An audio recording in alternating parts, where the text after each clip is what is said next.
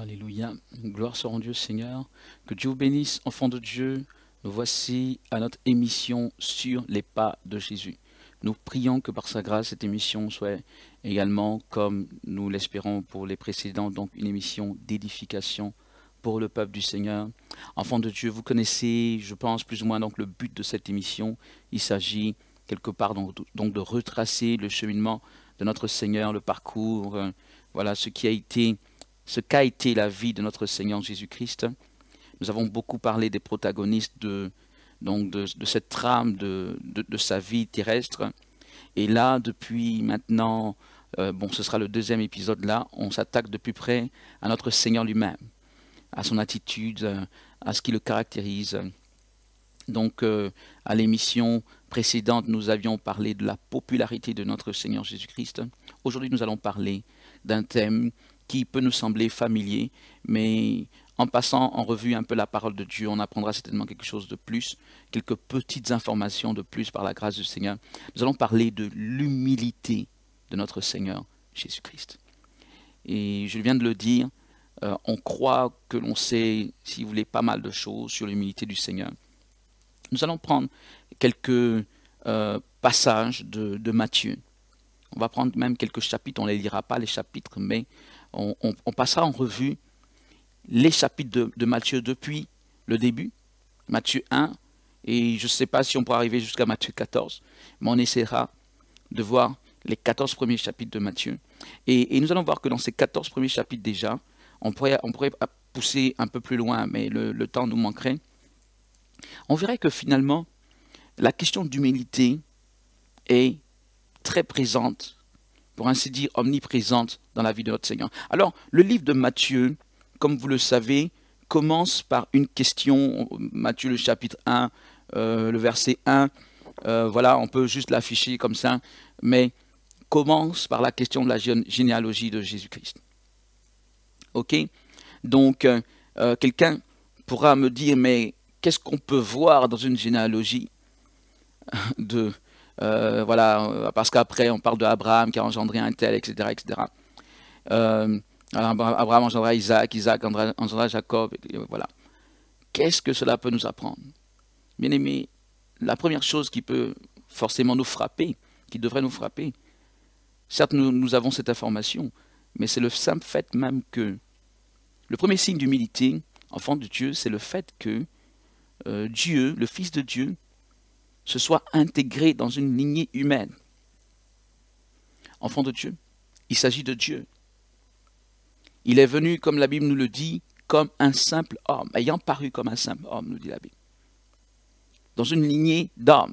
Et quand on regarde cette lignée d'hommes, il y a pas mal d'imperfections. Il y a Judas, par exemple, qui va avoir...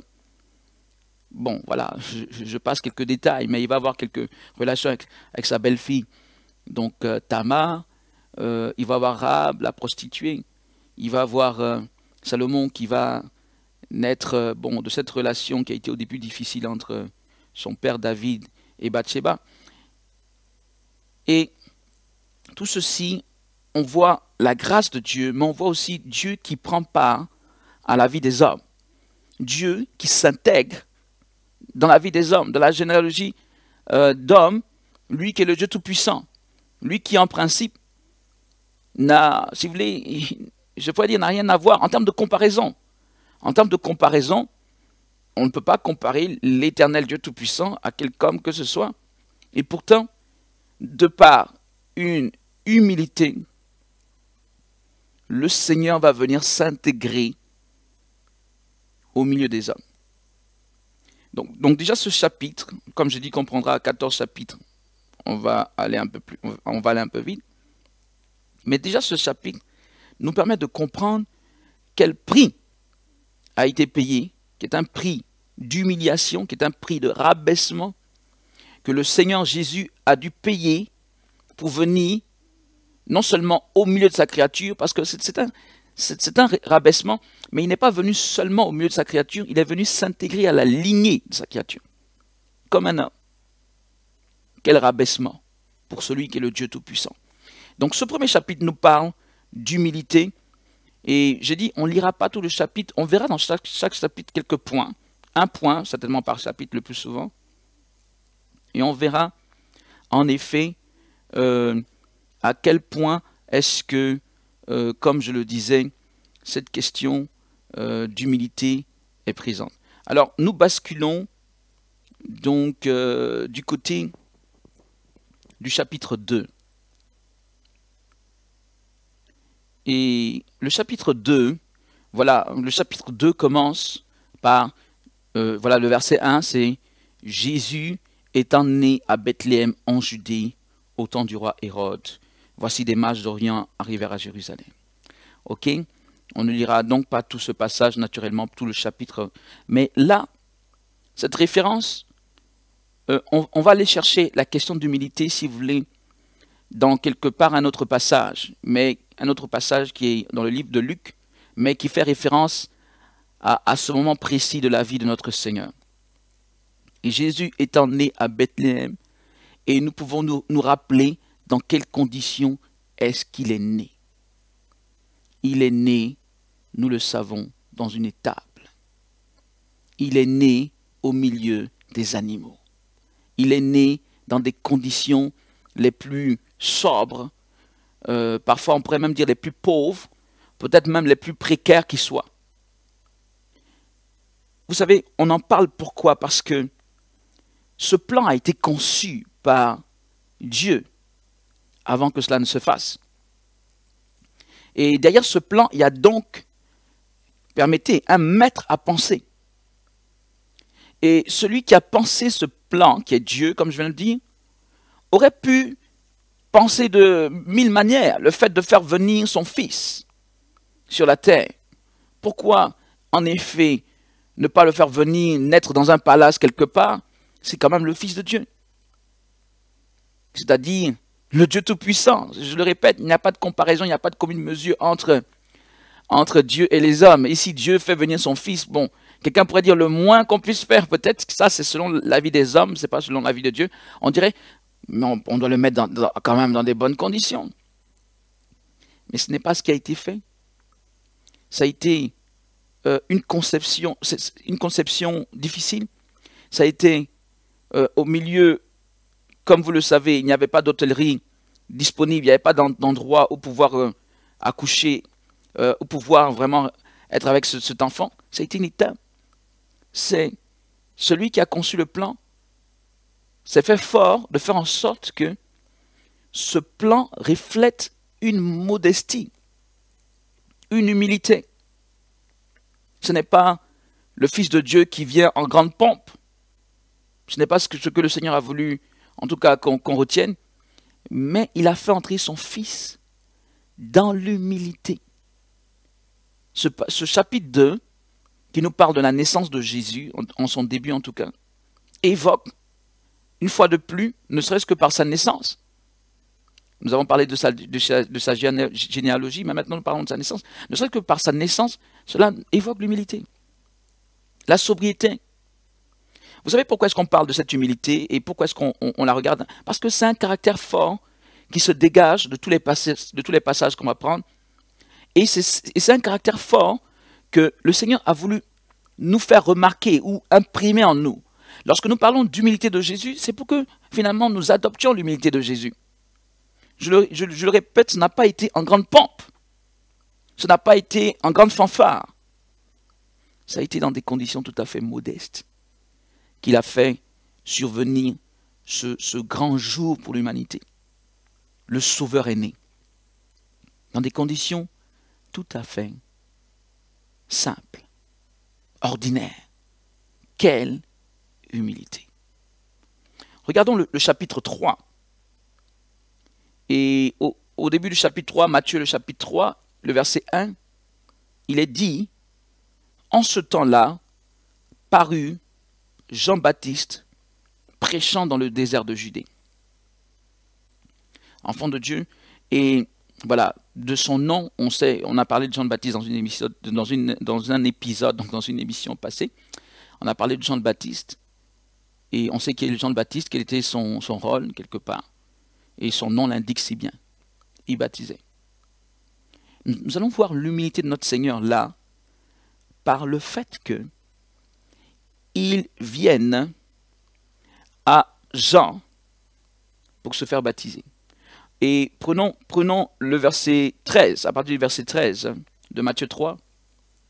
Alors Jésus vint de la Galilée au Jourdain vers Jean pour être baptisé par lui. Le verset 14, mais Jean s'y opposait. Et cela peut se comprendre. Jean s'y opposait en disant, c'est moi qui ai besoin d'être baptisé par toi et tu viens à moi. Le verset 15, Jésus lui répondit, laisse faire maintenant, car il est convenable que nous accomplissions ainsi tout ce qui est juste. Et Jean ne lui résista plus. Donc Jean n'était pas d'accord. La Bible dit, et Jean ne lui résista plus.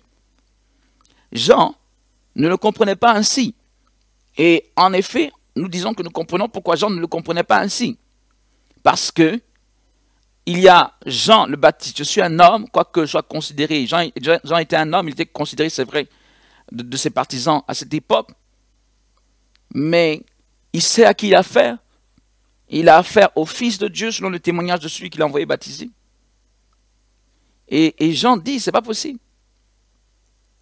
Mais Jésus dit, je vais me faire baptiser par toi. C'est comme le supérieur qui s'humilie pour que l'inférieur dans son ministère exerce ce ministère vis-à-vis de lui, le supérieur. Et quand on retranspose les choses du côté des hommes, nous autres hommes, je ne sais pas s'il y a beaucoup de ce cas de figure où quelqu'un qui est supérieur en autorité se laisse peut-être être conseillé, instruit, conduit, voilà, et même là, se laisse être béni, on va dire, voilà, quand on prend le ministère de Jean-Baptiste. Donc, voici quelqu'un, le Seigneur, qui pouvait se prévaloir de quelques droits, de son autorité, pour ne pas que les choses se passent ainsi. Et je pense d'ailleurs que si les choses avaient été différentes, personne n'allait trouver à redire. C'est le Seigneur Dieu. S'il dit, ok, Jean, tu ne peux pas me baptiser pour une raison ou pour une autre, ouais, le problème, tout le monde allait dire, c'est normal. Donc, il faut qu'on se rende compte que cette attitude a de quoi nous frapper. Et cette attitude marque encore la question de l'humilité. Ce n'est pas tant que ça qu'il se soumette à Jean-Baptiste, il se soumet au plan de Dieu qui lui demande de passer par Jean-Baptiste. Et cela montre l'humilité du Seigneur. À une époque où, en termes de ministère, on ne tarde pas à se comparer. Je parle de maintenant. Nous autres, je reviens à notre époque, on ne tarde pas à se comparer entre les ministères. Non, moi j'ai tel ceci, moi j'ai tel cela. Bien aimé, celui qui avait tel jusqu'à dépasser, c'est lui qui s'est humilié. Donc, cela nous enseigne. Regardons le chapitre 4. Le verset 1 commence ainsi. Matthieu 4, 1. Voyons l'humilité qui se dégage de ce chapitre également. Alors Jésus fut emmené par l'Esprit dans le désert pour être tenté par le diable. Ok? Ce chapitre 4 nous parle dans son début, et voilà, dans son début nous parle de la tentation de Jésus au désert. On la connaît. Mais remarquons ceci. Le diable dira, comme vous le savez, il dira dès le verset 3, mais on ne va pas tous les lire, vous connaissez, vous connaissez cet épisode. Le tentateur s'étant approché lui dit, si tu es fils de Dieu, ordonne que ces pierres deviennent des pains. Et il va répéter cette expression, si tu es fils de Dieu, 3 fois. Finalement, jusqu'à ce que Jésus le repousse pour de bon. Mais cette expression, si tu es fils de Dieu, finalement, retourne à quoi? Elle retourne à flatter l'ego de Jésus-Christ. Cette expression, la tentation, si vous voulez, la tentation de Satan au désert vis-à-vis de notre Seigneur est basée sur quoi? Est basée sur un souci de voir son orgueil se manifester. C'est l'appât. Toute cette tentation est basée sur la question de l'orgueil. Et finalement, ce pourquoi le Seigneur n'y cède pas, c'est à cause du contraire de l'orgueil. C'est parce qu'il n'a pas l'orgueil. C'est parce qu'il est humble. Au moment où l'ennemi conduit les choses sur « si tu es fils de Dieu », le Seigneur réplique par la parole. Mais pourquoi est-ce que, si vous voulez, il a lui répondant ainsi par la parole? C'est parce qu'il n'est pas dans la dimension de « si tu es fils de Dieu ». Il n'est pas dans la dimension de prouver quoi que ce soit. Il n'est pas dans la dimension de se montrer en tant que tel, de se révéler, je veux dire, de par lui-même. Et c'est ce que l'ennemi attendait. Toute l'approche de l'ennemi, je le répète, dans ce chapitre 4, dans cette tentation du désert, finalement son approche est liée à l'orgueil et indirectement donc, elle est liée à lui. Enfin, c'était pour l'éprouver sur la question de l'humilité. Et le Seigneur est resté digne parce qu'il est humble. Comment réagirons-nous aujourd'hui? Est-ce que nous autres hommes, aujourd'hui, lorsque nous avons des ministères, est-ce que l'ennemi, d'une manière ou d'une autre, ne passe pas par divers moyens pour flatter notre ego? Est-ce qu'on n'y succombe pas sans faire attention? On se laisse flatter, on se laisse être mis en avant, et de là, la chute est précipitée, parce que l'orgueil précède la chute, comme vous le savez. Donc là encore, dans ce chapitre 4, le Seigneur est pour nous un exemple, un modèle d'humilité. Enfants de Dieu, prenons le chapitre 5. Ok, prenons le verset 1. J'ai dit que si le Seigneur nous permet, nous allons prendre les 14 premiers chapitres de Matthieu et nous rendre compte que dans chacun de ces chapitres, il est fait mention de l'humilité. Si nous avons le temps, on va le faire ainsi. Alors, le chapitre 5, il est écrit, voyant la foule, Jésus monta sur la montagne et après qu'il se fut assis, ses disciples s'approchèrent de lui. Le verset 2. Puis, ayant ouvert la bouche, il les enseigna et dit. Le verset 3. Heureux les pauvres en esprit, car le royaume des cieux est à eux. Alors, on s'arrête là. Bien aimé, là, dans ce Matthieu, le chapitre 5, dans le chapitre 5 de Matthieu, il s'agit de ce qu'on a appelé le sermon sur la montagne ou les béatitudes. Le Seigneur, en tout cas en son début, et le Seigneur va longuement parler, il va parler durant tout le chapitre 5. On verra même dans le chapitre 6 que ça continuera. Mais durant tout le chapitre 5, il parlera. Mais voilà, écoutez, voilà comment la Bible nous montre les choses. Voici, selon Matthieu, l'une des premières paroles publiques du Seigneur. En tout cas, un moment important où il fait, qu'on a appelé donc le sermon sur la montagne, où il fait un grand enseignement. Et ces béatitudes, donc heureux, heureux, commencent par quelque chose de significatif. On le revoit au verset 3. Les premières paroles de Jésus, c'est « Heureux les pauvres en esprit, car le royaume des cieux est à eux. » Les pauvres en esprit, ce sont les humbles, Les pauvres en esprit, ce sont les humbles. Le premier discours de Jésus, ou les premières phrases de Jésus, dans ce chapitre 5, c'est pour parler de l'humilité. Heureux les pauvres en esprit, heureux les humbles, car le royaume des cieux est à eux. Alléluia. Donc, ça ne peut que nous frapper. Ça ne peut que nous frapper que au moment où on passe en revue ces choses, finalement on se rend compte que l'humilité occupe une place importante dans l'attitude de notre Seigneur, dans ses paroles, dans ce qu'il fait. Prenons le chapitre 6, où il continue, on va dire, sur cette lancée. Le chapitre 6, le verset 1, nous dit, enfants de Dieu, gardez-vous de pratiquer votre justice devant les hommes. C'est le Seigneur qui le dit, pour en être vu. Autrement, vous n'aurez point de récompense auprès de votre Père qui est dans les cieux.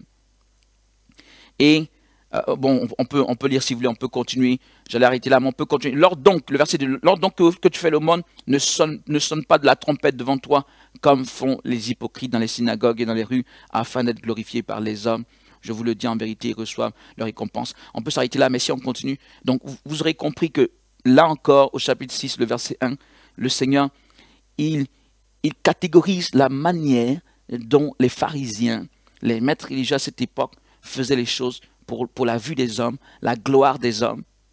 Et lui, il dit, ce n'est pas ainsi qu'il faut agir. Et dans tout le reste, il en parle.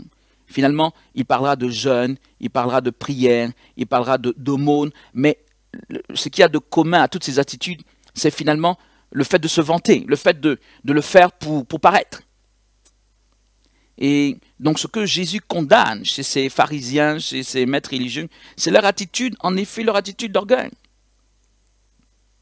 Enfants de Dieu, ce qu'il faut comprendre, et je vais, pour terminer sur ce chapitre 6, c'est que quand je lis le chapitre 6 donc de Matthieu, et d'autres passages donc de Matthieu également, nous voyons le Seigneur reprendre les pharisiens. Ailleurs, il reprendra beaucoup plus violemment. Il dira hypocrite, race de vipères, etc. Toujours dans Matthieu. Mais quand je lis ces passages, bien aimés, je ne sais pas comment vous expliquer. Je vois textuellement l'attitude de pas mal d'hommes religieux de notre époque qui font les choses pour la vue des hommes. Voilà. Il parlera des prières. Il dit, ils font de longues prières. Enfin, ils disent qu'ils ont fait ceci, ils ont fait cela lorsqu'il s'agit de l'aumône. Ou bien, ailleurs, il dira, ils ont de longues franges à leurs vêtements. Tout ça pour être vu, pour qu'on les acclame. Quand on parle à cette époque, donc, déjà, ils avaient certains habits avec des particularités. Et c'est ce qu'on voit aujourd'hui. On voit des gens qui portent toutes sortes d'habits juste pour... Au départ, ils disent que c'est pour se distinguer, mais la racine de ceci est la même racine que chez les pharisiens. C'est une racine vaine de gloriole personnelle. Cela va à l'encontre de l'humilité de notre Seigneur. Et quand on voit comment le Seigneur a traité, dans sa parole, en tout cas de manière très dure, il a traité ces gens, on peut comprendre, lorsqu'il les traitait d'hypocrites, hommes qui ne vont pas échapper à la GN, etc. Il a utilisé ce genre d'expression. J'ai dit race de vipères, tout ça. Cela veut nous faire comprendre que le Seigneur était et il est toujours choqué par cette attitude des hommes religieux qui mettent plus au devant leur propre gloire que finalement la gloire de Dieu. Enfants de Dieu. Donc, c'est là aussi une particularité de cette époque, mais également, si vous voulez, de notre époque. Parce que, fondamentalement, on va dire qu'on se retrouve, c'est ce qui est dommage, on retrouve la même chose se produisant aujourd'hui à notre époque, dans l'attitude donc des hommes religieux. Je pense que nous avons un gros problème parce que cela nous pousse à nous poser la question, est-ce que nous avons vraiment rencontré le Maître, le Seigneur Jésus? Car nous parlons de l'humilité de Jésus. Si Jésus nous habite réellement ou pleinement, je n'ai pas dit en partie, mais s'il nous habite pleinement, nous devrions être animés de la même humilité, et je peux même dire de la même simplicité que Christ. La même simplicité que Christ. Il y a des passages qu'on ne pourra pas prendre parce qu'ils sont beaucoup plus loin, mais il y a des passages dont on a parlé peut-être une ou deux fois déjà, où le Seigneur est au milieu de ses disciples, et on n'arrive pas à le distinguer au milieu de ses disciples. Tellement il était simple, comme chacun de ses disciples. Ils ont besoin de Judas pour le distinguer au milieu de ses disciples. Ils ont besoin de lui, la nuit notamment, où ils veulent le saisir. Le Seigneur lui-même mentionne à ses disciples. Il dit, vous m'appelez Seigneur et Maître, et vous dites bien, car je le suis. Mais j'ai été au milieu de vous comme un serviteur. Ce sont des paroles. Il dit, j'ai agi, j'ai tout fait au milieu de vous. Ma vie a été au milieu de vous comme la vie d'un serviteur. Ce sont des paroles fortes qui nous manifestent à quel point est-ce que la vie de notre Seigneur était orientée vers l'humilité. Enfants de Dieu, se pourrait-il que nous servions ce même Jésus sans marcher comme il a marché, ou marchant de tout le contraire qu'il a marché? Donc, nous devons vraiment faire attention lorsqu'on parle de l'humilité. Lorsqu'on parle de l'humilité, lorsqu'on parle de notre attitude.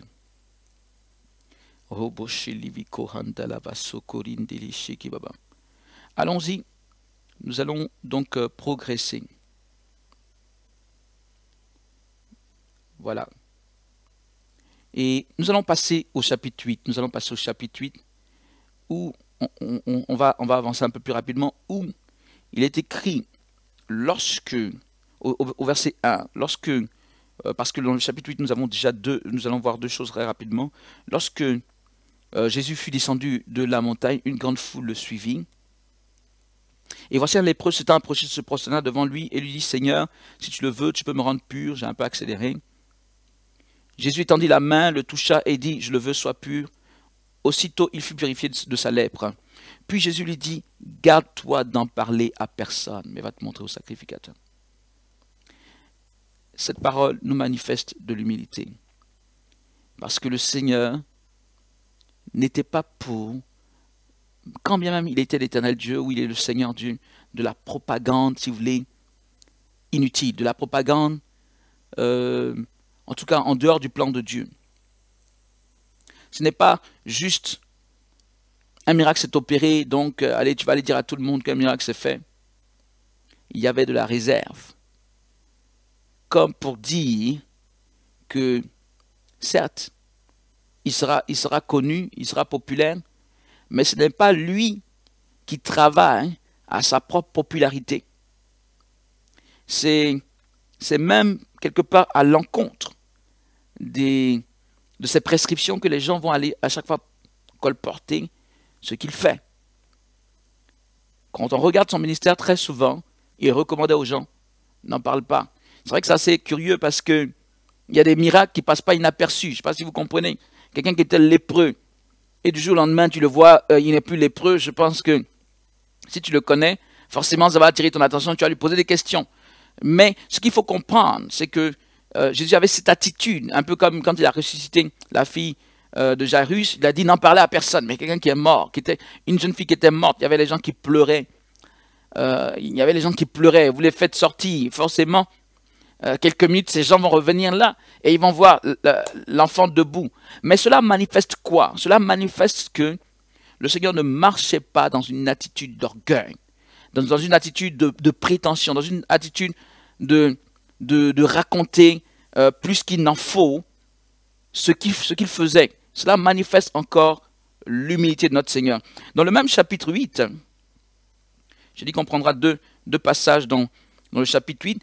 Alors, c'est assez curieux parce qu'on ne le voit pas, mais dans un passage, il y a quand même de l'humilité qui se dégage.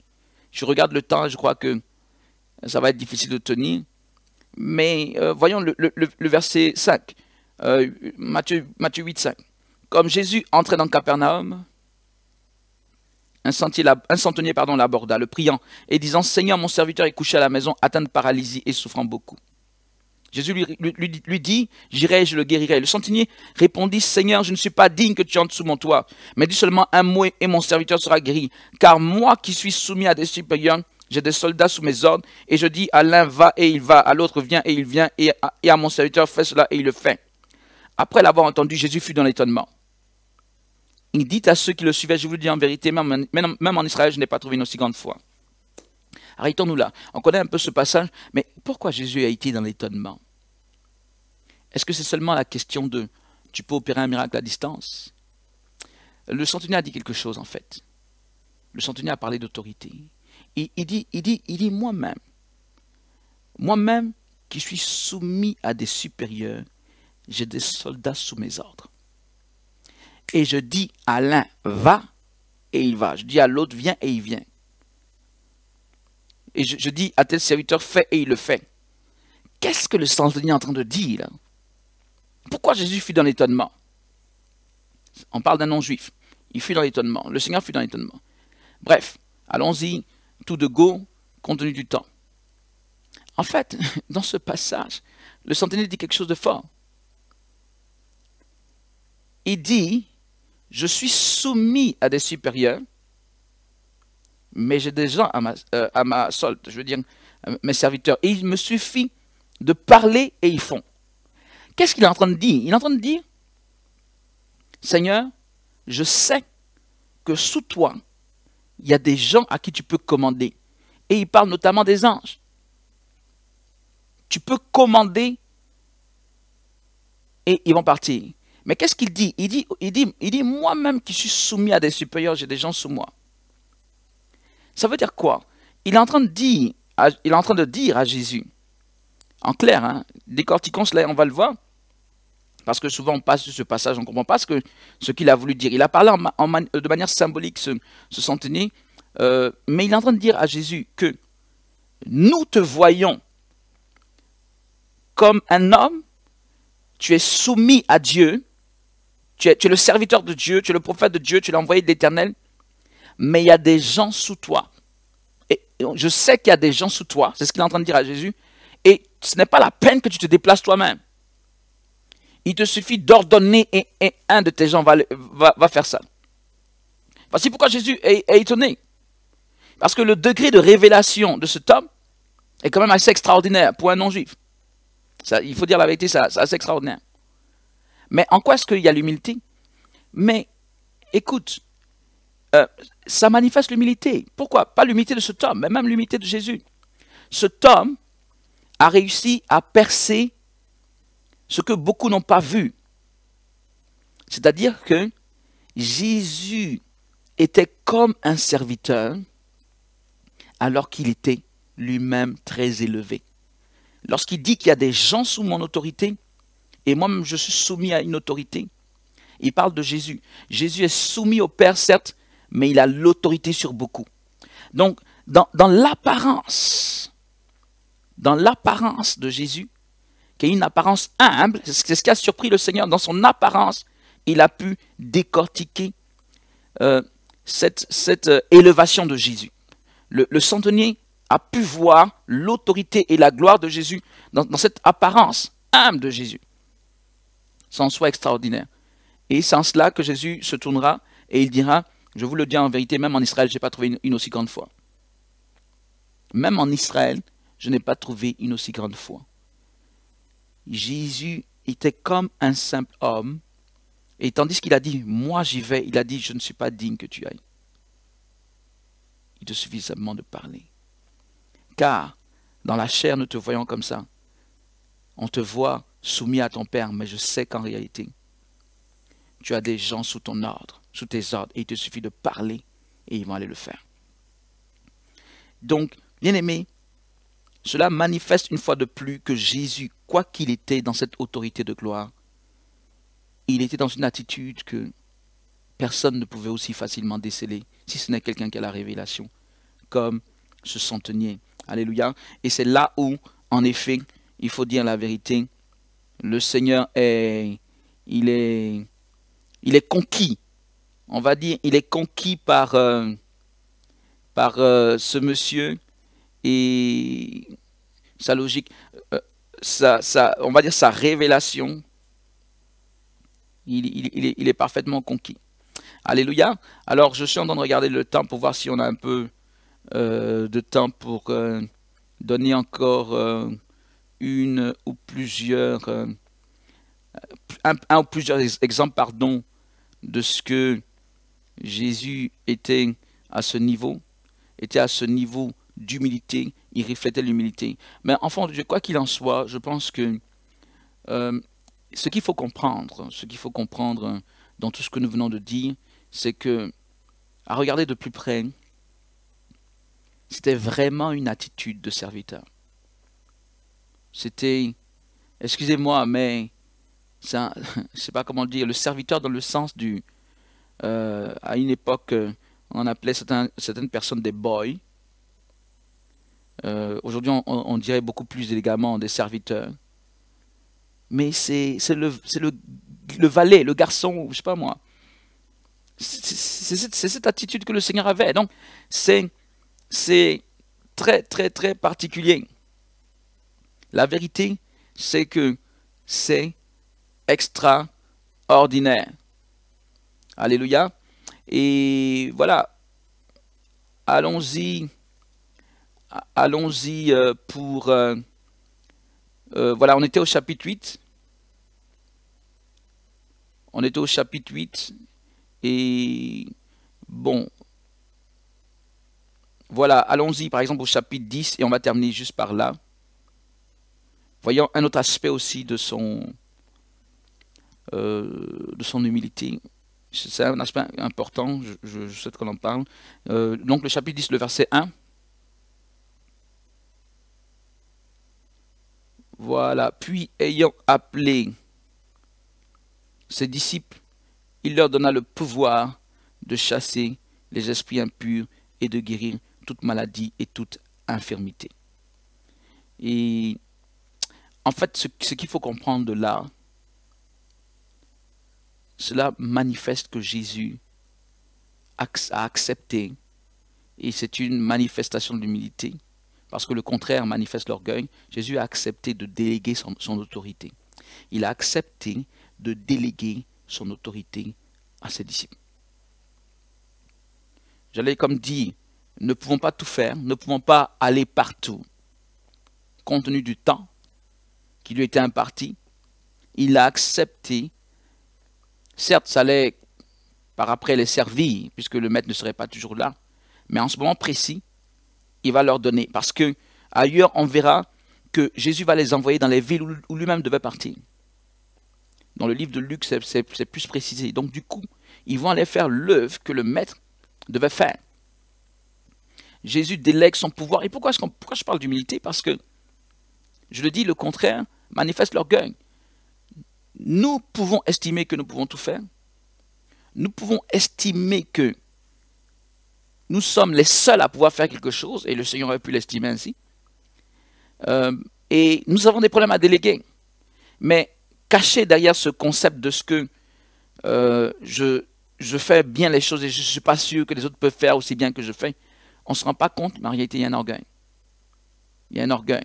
C'est l'orgueil qui nous fait tout concentrer dans nos pouvoirs quand on est serviteur de Dieu, ou parfois dans d'autres actions ou dans d'autres facettes de la vie, qui nous fait tout concentrer à nous, et quelque part ne rien lâcher, ou ce n'est que très peu. Le Seigneur dira, ceux qui ont cru en moi feront les mêmes œuvres, et ils feront même de plus grands. J'allais dire, quel signe d'humilité, que non seulement de rechercher à ce que ces personnes qui sont avec toi marchent dans la même dimension que toi, et même marchent plus. Généralement, ceux qui sont orgueilleux souhaitent qu'ils soient les seuls à faire quelque chose, et que personne d'autre autour ne puisse le faire parce qu'ils veulent se donner de l'importance et ils veulent que toute l'attention soit toujours sur eux. Et c'est donc un caractère d'humilité qui devrait nous habiter. Nous devons être à même de pouvoir déléguer notre autorité. Nous devons travailler à avoir des collaborateurs, nous devons travailler à pouvoir libérer les choses que Dieu nous a données, un peu ce que Dieu a donné, enfin par la bouche de Jéthro, le conseil que Dieu a donné à Moïse. Si tu continues dans cette dimension, tu vas t'épuiser et ce ne sera ni en bénéfice pour toi, ni en bénéfice pour le peuple. Maintenant, délègue. C'est-à-dire, ne crois pas que tu es le seul capable de pouvoir faire toutes choses. Il y a des gens à côté de toi qui peuvent le faire. Enfants de Dieu, voilà, nous avons...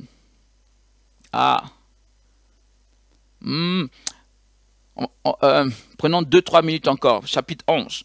Et on va terminer sur ça. C'est avec Jean le Baptiste. Alléluia. On va terminer, je vous promets là qu'on termine. Chapitre 11, verset 1. Lorsque Jésus eut achevé de donner ses instructions à ses 12 disciples, alléluia, il partit de là pour enseigner et prêcher dans les villes du pays. Vous voyez que lui-même il est parti, mais il a envoyé ailleurs. Le verset 2. Jean, ayant entendu parler dans sa prison des œuvres du Christ, lui fit dire par ses disciples, es-tu celui qui doit venir ou devons-nous en attendre un autre? Pourquoi Jean pose la question? C'est là, c'est aussi une pierre d'achoppement pour Jean. Là, en fait, le vrai problème de Jean, on l'a dit lorsqu'on parlait de Jean, c'est qu'il ne trouve pas en Jésus les signes du Messie guerrier que tout Israël attendait. Nous avons affaire à un Messie qui est doux, un Messie qui est calme. D'ailleurs, dans ce même chapitre 11 de Matthieu, on trouve au verset 29, donc Matthieu 11, 29, il dira, « Prenez mon joug sur vous et recevez mes instructions, car je suis doux et humble de cœur. » Là, il le dit lui-même, « Je suis humble de cœur, je suis doux. Et vous trouverez du repos pour vos âmes, car mon joug est doux. » Il répète. Et mon fardeau est léger. Le Seigneur manifeste sa douceur. Et au début, je le répète, ça pose problème. Jean, qui était persuadé pendant longtemps que c'est lui le Messie, il est un peu retourné par la manière dont ce Messie qu'on attend, qui va venir renverser l'oppresseur, tout ça, qui va venir changer les choses, rétablir Israël, il fait les choses. Il fait les choses un peu bizarrement. Cela manifestait quoi? Cette douceur, c'est l'humilité de Jésus. Et Jésus va quelque part aller un peu dans le même sens, et on termine par là, dans ce même chapitre 11. Lorsqu'il va retourner, si vous voulez, c'est comme s'il va retourner le compliment à Jean le Baptiste. Jean le Baptiste a eu des difficultés, du sein de sa prison, il se posait des questions, mais Jean le Baptiste était toujours un prophète authentique. Et malgré le fait que Jean le Baptiste ait eu des problèmes de discernement, vous remarquerez qu'après avoir renvoyé les envoyés de Jean le Baptiste, Jésus va quand même dire de bonnes choses de Jean le Baptiste vis-à-vis des gens qui étaient là et qui pouvaient entendre, pour leur faire comprendre que c'est vrai que Jean le Baptiste pose des questions, mais il est toujours dans le plan de Dieu. Et qu'est-ce que le Seigneur va faire ressortir? Le Seigneur va faire ressortir ce que lui-même cherchait aussi à faire comprendre à Jean le Baptiste. Il va faire ressortir que Jean le Baptiste est élevé, car il dira, je vous dis en vérité que d'hommes qui sont nés de femmes, il n'y en a pas de plus grand que Jean le Baptiste. Mais paradoxalement, Jean le Baptiste était dans le désert. Jean le Baptiste était habillé de peau de chameau, des choses, voilà. C'est-à-dire que ce passage de Matthieu 11 nous montre, si vous voulez, la différence entre la conception des hommes et la conception de Dieu. Et Jean le Baptiste était un peu pris, là, il a commencé à rentrer un peu dans la conception humaine. Mais la conception des hommes veut voir des choses qui brillent. Et c'est là où on considère élevé. Dans la conception de Dieu, dans le physique, tu seras comme un peu rabaissé. Et pourtant, tu seras hautement élevé aux yeux de Dieu. Donc tout ce passage de Matthieu 11 nous fait comprendre sur la base du Seigneur Jésus-Christ lui-même qu'il est vraiment le Messie, quoique, extérieurement parlant, il soit si doux et humble, très doux, même vis-à-vis des Romains, il n'en demeure pas moins qu'il est élevé aux yeux de Dieu. Et le Seigneur lui-même complétera en ce qui concerne Jean le Baptiste pour faire comprendre que Jean le Baptiste était dans le désert, il était revêtu de poils de chameau, tout ça. Il mangeait des sauterelles. Il n'était pas dans les palais, comme le Seigneur le soulignera, et pourtant, c'est un homme hautement élevé aux yeux de Dieu. Donc ce chapitre de Matthieu 11, même lorsqu'il insiste par après en disant « Je suis doux et humble de cœur », nous parle de la conception divine, la conception humaine qui s'oppose. La conception divine est dans l'humilité et la sobriété physique et donc l'élévation spirituelle. La conception humaine est dans le bling-bling physique et dans la petitesse spirituelle. Ok? Donc, que cela soit clair pour tout le monde, que le Seigneur, dans tous ces chapitres, quand on regarde de plus près, la question d'humilité revient. Alléluia, on a sauté quelques chapitres, on aurait pu continuer un peu. Mais, quoi qu'il en soit, ce n'est que le livre de Matthieu que nous avons pris, mais on prend les autres évangiles, on va retrouver des événements ou des éléments ainsi. Jésus, dans sa vie, voulait laisser transparaître clairement l'humilité. Enfants de Dieu, soyons humbles de l'humilité de notre Seigneur. Si nous nous estimons ses enfants, si nous nous estimons ses serviteurs, soyons animés de cette humilité. Quel que soit ce que les hommes en diront, nous serons élevés aux yeux de Dieu. Que le Seigneur notre Dieu nous bénisse. C'était donc sur les pas de Jésus, dans cet épisode-ci, qui nous parlait d'humilité. À très bientôt. Shalom.